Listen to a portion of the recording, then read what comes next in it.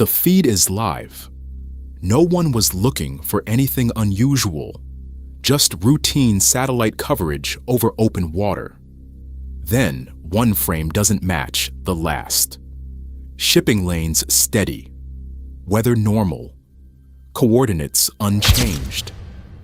But something appears where nothing should be.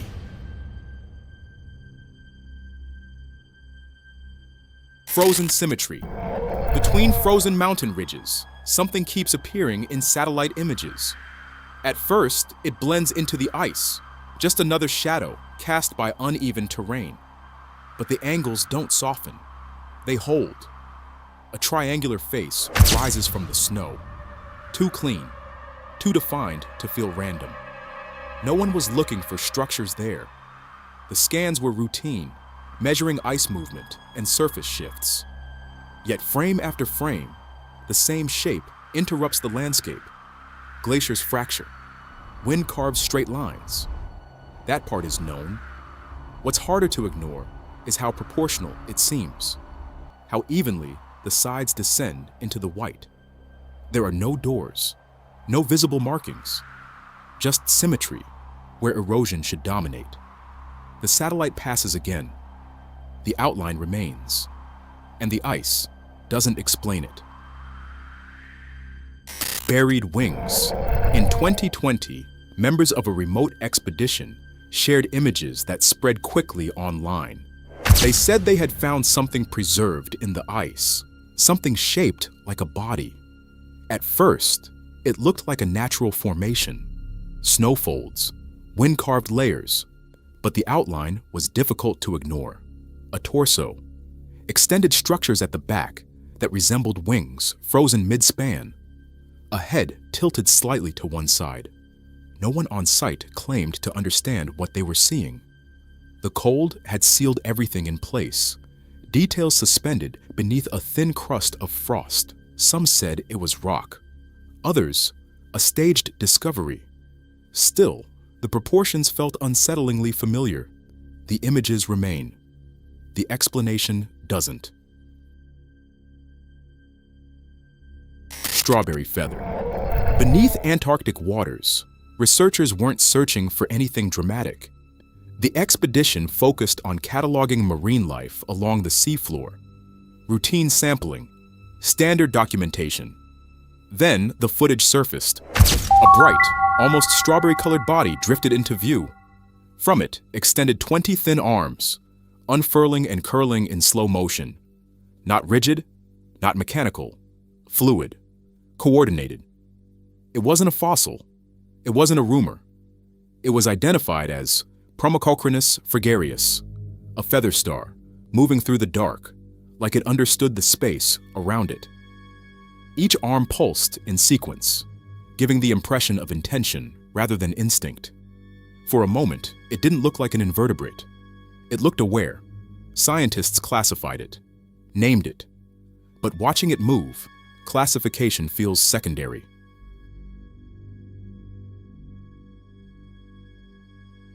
Opium birds.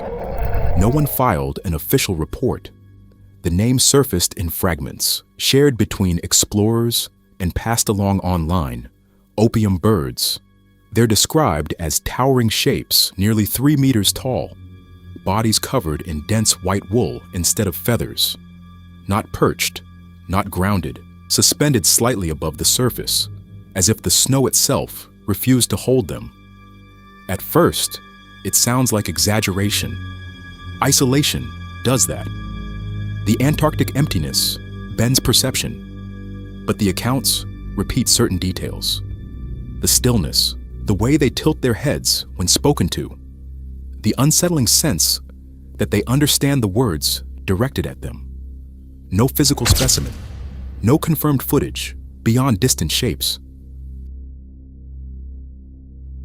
Project Amanda. They weren't drilling for anything unusual.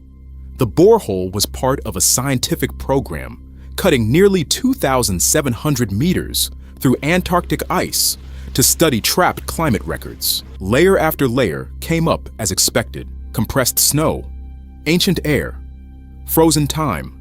Then something interrupted the routine. Reports mention organic material recovered from deep within the shaft, not surface contamination, not recent intrusion, something preserved far below what sunlight has touched for millennia. The description is vague. Anomalous structure, unidentified biological form, no detailed images released, no full explanation shared publicly, just a depth measurement, 2,700 meters. In a place sealed by pressure and cold, whatever was there had been waiting a very long time. And the ice doesn't usually keep secrets without reason. Smiling pattern. The footage comes from a controlled environment. A researcher leans closer to a pale spider resting against the surface. Nothing dramatic about the setting. Clean light, steady hands. Then the markings become clear. Across its white body, red shapes form what looks like a smiling face. Two curved lines, a wider arc beneath. Symmetry where you don't expect it. It isn't paint. It isn't editing. Biologists call it pareidolia, the brain's habit of finding faces in random patterns.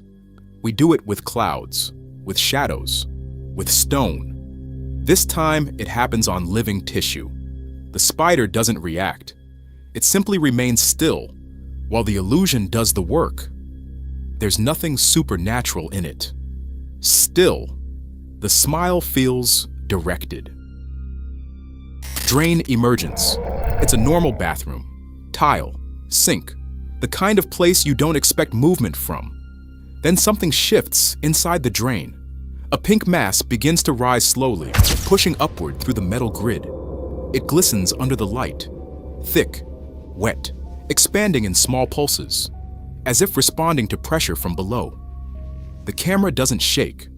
Whoever is filming stays close.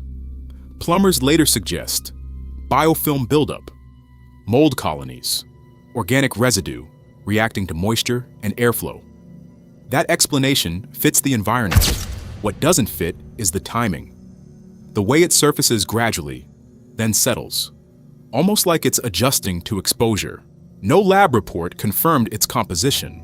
It could be microbial growth. Still, watching it crest the drain makes the sink feel less mechanical and more alive. Still sky. The wind moves everything. Trees bend. Other clouds drift past without resistance. But one dark mass stays fixed in place. It hangs there, dense and compact, while the sky around it shifts. No rotation. No visible change in shape. Just suspension. People film it from below. The perspective remains consistent. The cloud does not follow the airflow patterns expected at that altitude. There are no official reports tied to it. No formal anomaly logged. Meteorologists suggest layered wind currents or optical compression from distance. That explains the theory. What lingers is the image. A single piece of sky refusing to move, while the rest continues on. Ground collapse. There's no warning sound, no visible crack spreading across the surface. The ground simply gives way. In seconds, a wide section of earth drops inward, pulling pavement and debris with it. Dust rises, edges crumble. What looked solid a moment ago becomes a hollow void. There was no explosion, no machinery working beneath it, just pressure building underground, unseen. Geologists explain it as subsurface erosion. Water carving cavities over time until the roof can't hold. That makes sense. Still, watching the surface fold into itself changes something, because if it can happen there, without notice, it means the ground we stand on isn't as certain as it feels.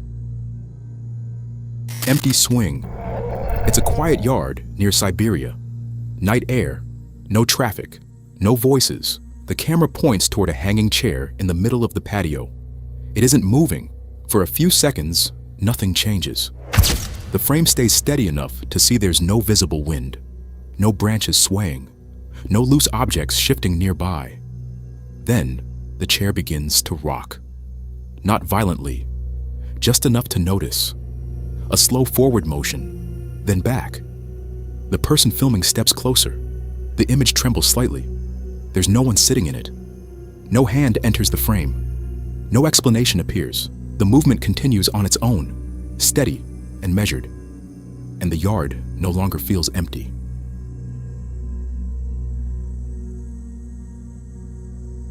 Glass enclosure. The video doesn't show where it was filmed, just a sterile room. Bright ceiling lights reflecting off thick glass. Inside, something stands upright. Its body is lean, almost human in posture, but covered in dark, wet-looking hair. The skin across its chest appears bare and stretched tight. Long arms hang forward, tense. Its head tilts sharply to one side. Then it opens its mouth. The jaw stretches wide, revealing rows of sharp, uneven teeth. Not a quick snap. A prolonged, silent scream directed straight at the glass. There's no visible label, no signage, no context for the laboratory. Some say it's an elaborate prop. Others believe it's experimental footage, taken somewhere restricted. The clip ends before anything else happens, and the room never tells you what it's holding. Snowline voices. It's a frozen forest, trees heavy with snow. The only steady sound at first is wind brushing through branches. A man stops walking when he hears something else.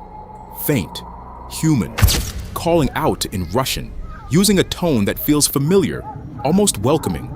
He lifts his phone and starts recording instead of moving closer.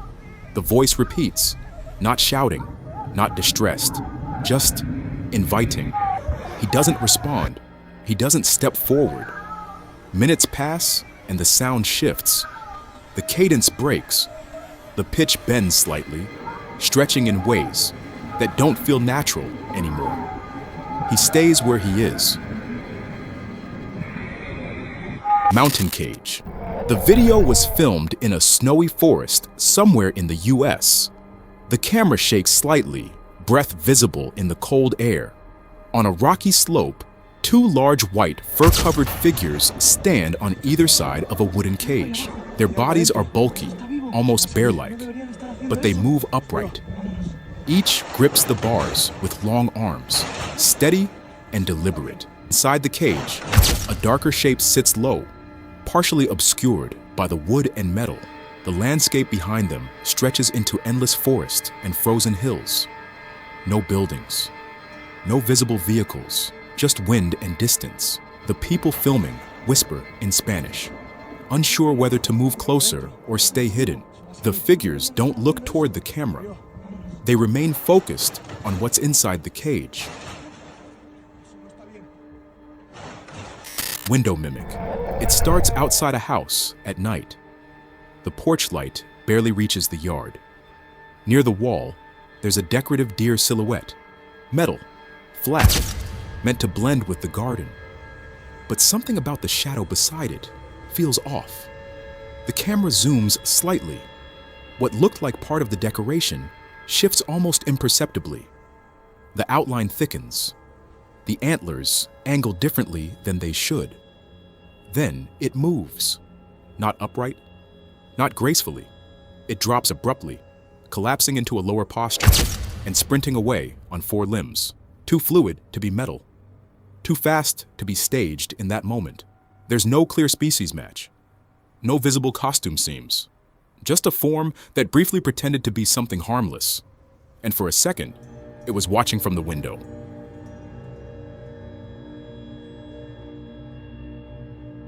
White glare. Snow is falling hard. Visibility low. The only clear beam comes from a handheld flashlight cutting through the dark. The light lands on something standing ahead. For a second, it looks like a person in heavy clothing. Then the details sharpen. Thick white hair covering most of the body. Arms slightly longer than expected. Eyes reflecting back as solid dark circles. The figure freezes. So does the one filming. No growl. No sudden charge. Just a shared pause. Like both sides are trying to understand what they're seeing. Then the camera jerks. The light swings away. The encounter lasts only seconds, but the silence that follows feels heavier than the snowfall.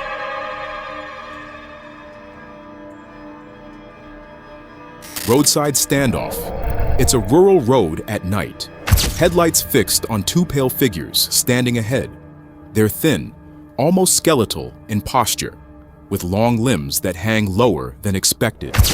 People shout. Dogs bark from behind. The beam of light doesn't waver. The two entities don't run.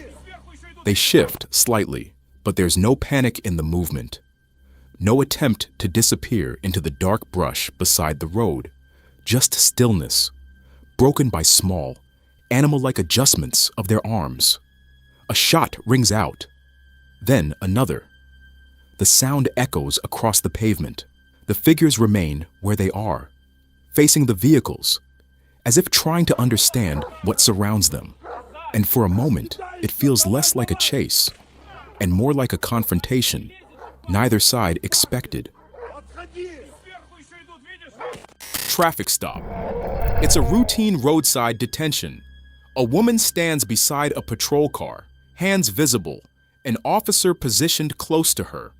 The camera angle suggests body cam or dash cam footage. Nothing looks urgent. The officer turns slightly, just a brief glance away, less than a second. When the frame settles again, the space beside the car is empty.